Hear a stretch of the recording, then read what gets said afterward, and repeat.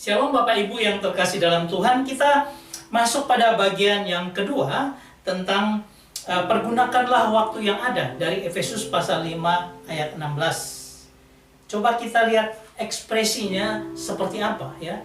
Karena ini penting sekali untuk melihat ekspresi tentang waktu itu menurut perjanjian baru. Efesus 5 ayat 16. Saudara yang terkasih, kalau kita lihat, kita katakan gini, untuk ayat 16 saja. Dan pergunakanlah waktu yang ada, karena hari-hari ini adalah jahat. Kita akan melihat apa arti kata pergunakan waktu, kemudian hari itu jahat. Ya, kita akan melihat hal itu. Kata pergunakanlah itu dari kata exagorazo, yang artinya pergunakanlah. Ya, kalau kita mau lihat dari kata ek dan agorazo, itu artinya apa? Ek itu keluar. Ya. Dan dia memperkuat kata agorazo yang artinya membeli habis di pasar. Atau secara tepat dikatakan gini, memanfaatkan sepenuhnya, merebut peluang pembelian, yaitu memaksimalkan peluang saat ini. Jadi artinya apa? Pergunakanlah itu pakai semua daya upaya kita untuk apa? Menyadari keuntungan kita di masa depan. Kita memperhatikan dengan baik supaya apa? Saya bisa pakai sepenuhnya, pergunakan itu. Ya. Nah, apa yang dipakai adalah pergunakan waktu. Ya. Nah, kalau kita melihat dari gramatikalnya disebut dengan present participle middle. Coba kita lihat. Nah, present participle middle itu artinya present adalah waktu sekarang, artinya apa? Tindakan pergunakanlah itu adalah tindakan sekarang yang terus-menerus atau menjadi sebuah kebiasaan. Jadi, pergunakanlah. Terus pergunakanlah, terus-menerus pergunakanlah. Ya, dan kata participle artinya bagaimana cara kita melakukan perintah, yaitu apa? Yang di atas itu kan adalah bagaimana kamu hidup. Nah, sehingga apa? Kita harus berpartisipasi atau kita harus melakukan dengan hidup dengan saksama itu adalah dengan apa? Pakai waktu kita dengan sebaik-baiknya.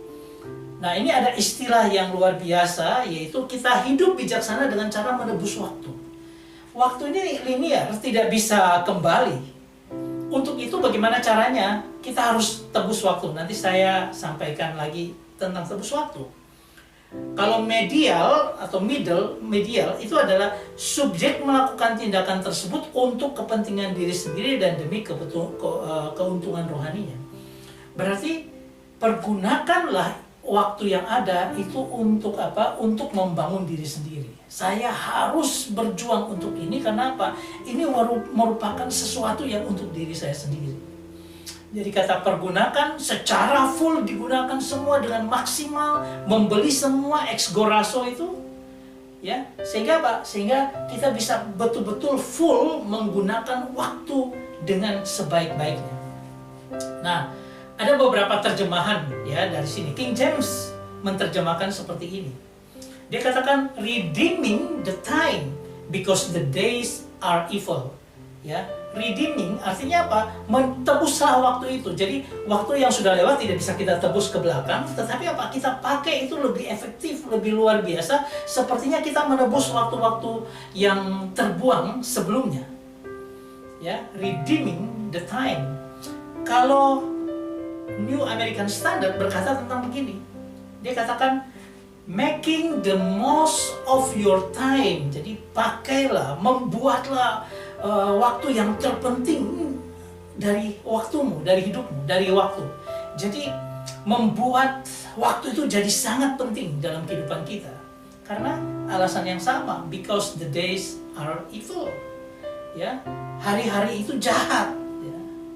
Nah, kalau ada satu lagi NIV, New English Version, itu dikatakan tentang bagaimana making the most of every opportunity. Jadi kita membuat ya waktu itu begitu sangat-sangat berkesempatan. Jadi pakai kesempatan yang ada itu dengan full. Ya, satu menebus, satu pakai waktu itu sangat penting itu pakai, kemudian satu ada kesempatan-kesempatan yang jangan sampai kita lalaikan. dalam kehidupan kita. Ini bicara tentang bagaimana kita mempergunakan waktu yang ada. Saudara yang terkasih, beberapa orang kalau kita melihatnya yang menggunakan momen terbaik dalam hidupnya, kita lihat Ryan Reynolds, ya, bagaimana dia menggunakan strategi investasi yang cerdas. Ini seorang aktor, ya, Ryan Reynolds ini. Nah, beberapa filmnya seperti ini, ya, ada Deadpool, ada yang lain yang terkenal sekali, ya, ada Free Guy. Free Guy itu film yang saya juga pakai dalam video-video saya sebelumnya, ya. Apa yang terjadi dengan Ryan Reynolds ini beda dengan Charlie Sheen, ya, sama-sama ini. Nah, Ryan Reynolds ini apa? Dia melakukan investasi, ya. Karir dia berarti oke, ya, ada pasang surut dan sebagainya. Tapi dia bangun sebuah kerajaan bisnisnya, yaitu di mana dia mempromosikan bisnisnya dengan gaya humor dan khas. Dia pakai semua talenta hidupnya.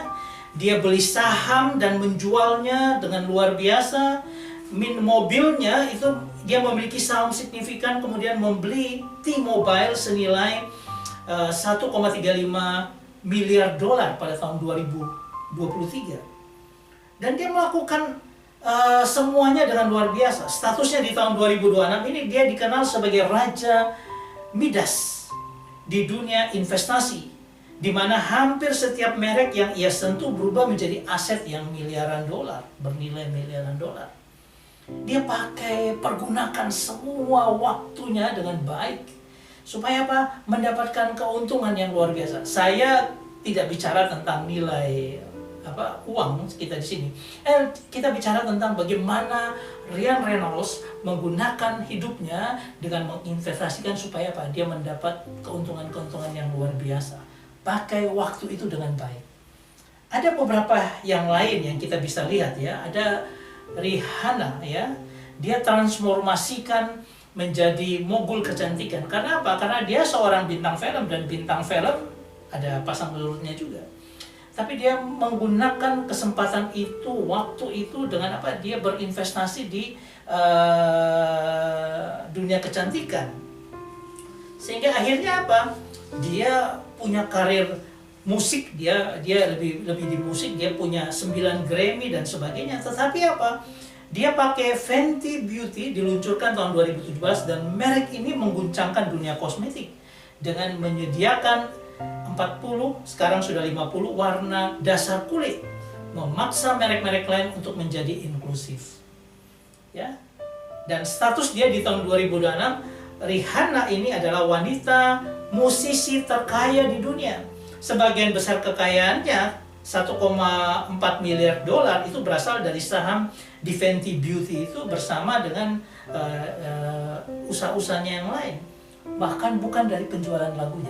Padahal dia memenangkan 9 Grammy Award. Tapi dia pakai waktunya dengan baik, dia pakai kesempatan yang dia ada untuk melakukan itu. Kita bisa melihat yang luar biasa lagi, Oprah Winfrey, ya. Kepemilikan konten, dia bisa membuat, dan dia dikatakan Oprah Winfrey ini juga sangat luar biasa kaya juga. Karena apa?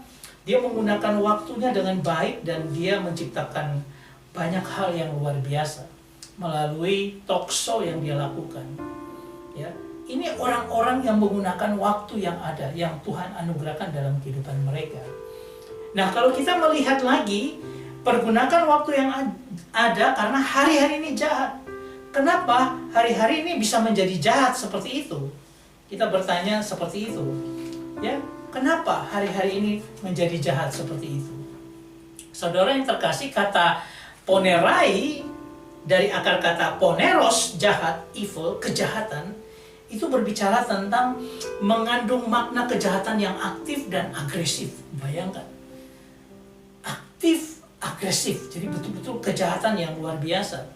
Yaitu apa? Misalnya dia memiliki pengaruh buruk bagi dirinya sendiri, tetapi juga membawa pengaruh buruk, kerusakan atau kesusahan bagi orang lain.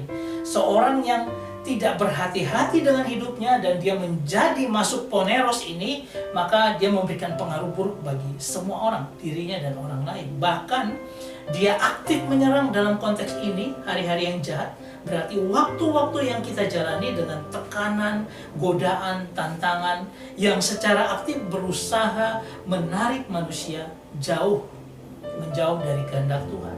Dan ini terjadi dalam waktu kita saat-saat seperti ini. Ya, coba kita lihat Poneros yang jahat ini, dia dikatakan bahwa dia adjektif kata sifat, ya, adjektif karena itu kata sifat yang jahat, ya. Kalau kita lihat dari gramatikalnya, nominatif, dia berfungsi sebagai subjek atau juga sebagai predikat subjek, dan dia feminim, artinya apa? Dia begitu feminim, lembut. Kejahatan itu begitu lembut. Kadang-kadang kita tidak tahu, ya, karena dia tidak mendobrak dengan luar biasa, tapi bahkan lembut masuk dalam kehidupan kita, itu berbahaya. Bahkan kejahatan ini banyak sekali terjadi dalam kehidupan kita. Jadi kita diserang dengan kejahatan, dengan hal-hal yang jahat ini dari segala sisi dalam kehidupan kita.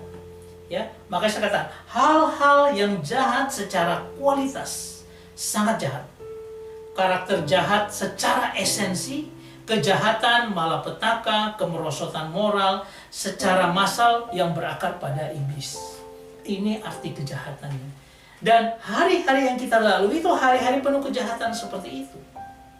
Ya, coba kita lihat bagaimana kemerosotan moral yang ada pada saat ini. Pertama, ya, meningkatnya kekerasan dan intoleransi. Kita lihat di mana-mana terjadi persekusi dan itu meningkat. Ya.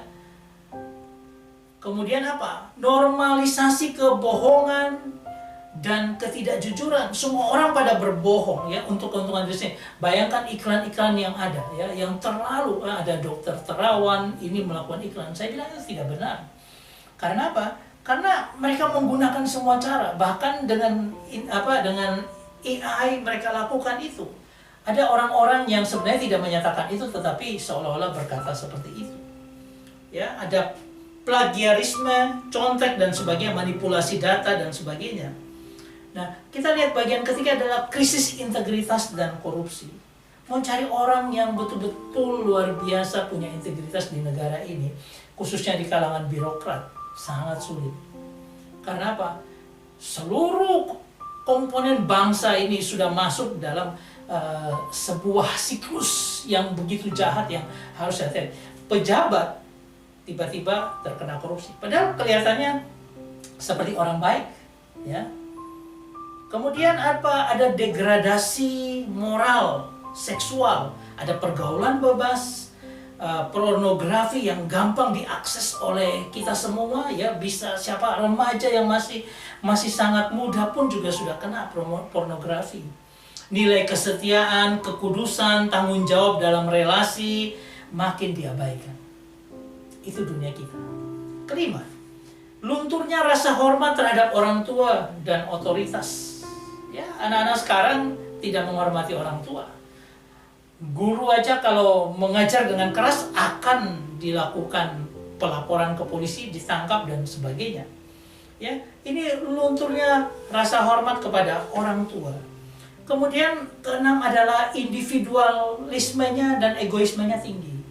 Orang sudah tidak memikirkan lagi tentang bagaimana kita membangun persekutuan, membangun lingkungan bersama. Orang sudah makin individual, egoismenya sangat tinggi. Kemudian pengaruh media sosial yang merusak, ya, ini dia. Seperti konten vulgar, ujaran kebencian, flexing, sensasi lebih dihargai daripada kebenaran. Orang bikin sensasi sudah biasa dan itu menjadi makanan kita setiap hari. Ada popularitas dan validasi digital menjadi standar harga diri, ya. Flexing seperti itu. Moral dibentuk oleh tren dan bukan oleh kebenaran.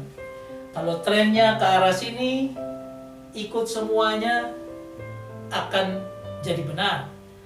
Orang yang memojokkan Pak Jokowi dengan ijazahnya dibuat terus-menerus, lalu mereka harapkan bisa menjadi kebenaran. Padahal mungkin tidak benar, kita belum tahu. Tapi yang kedelapan kita bilang, hilangnya rasa takut akan Tuhan. Orang sudah melakukan semuanya dengan sendiri. Semua egoisme, semua apapun dia lakukan tanpa melihat bahwa ada Tuhan yang sudah dia tidak takuti lagi. Dan janganlah ini menjadi bagian dalam kehidupan kita. Ini sangat mengerikan, ya, hal-hal seperti ini. Saudara yang terkasih, coba kita merenungkan bagian-bagian semua ini. Saudara yang terkasih, coba kita lihat refleksinya dalam kehidupan kita. Harusnya seperti apa? Kata tebus harus kita maknai, artinya apa? Pergunakan waktu yang ada sebaik-baiknya, setiap saat, setiap kesempatan untuk hidup dalam Tuhan dan melayaninya. Lakukan itu dengan full circle, dengan sepenuhnya, totalitas. Untuk apa? Tebus waktu kita yang sudah lewat, kita bikin itu menjadi berarti pada waktu sekarang.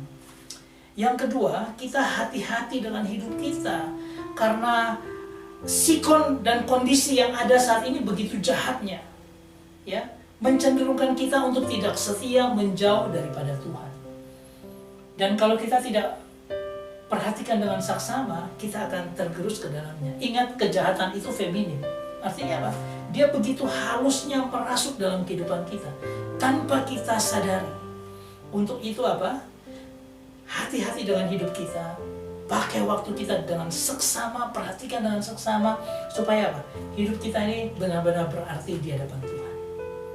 Satu waktu Tuhan akan datang dan Dia akan melihat kita dan Dia akan menyatakan, oh baik sekali hambaku, ya, karena kita berkenan padanya. Saya berharap semua ini membingkai kita untuk mengerti posisi kita di dalam waktu, supaya apa? Kita pakai waktu itu dengan baik, hidup kita pakai dengan baik, supaya semua untuk hormat dan kemuliaan bagi nama Tuhan. Tuhan Yesus memberkati kita semua. Amin.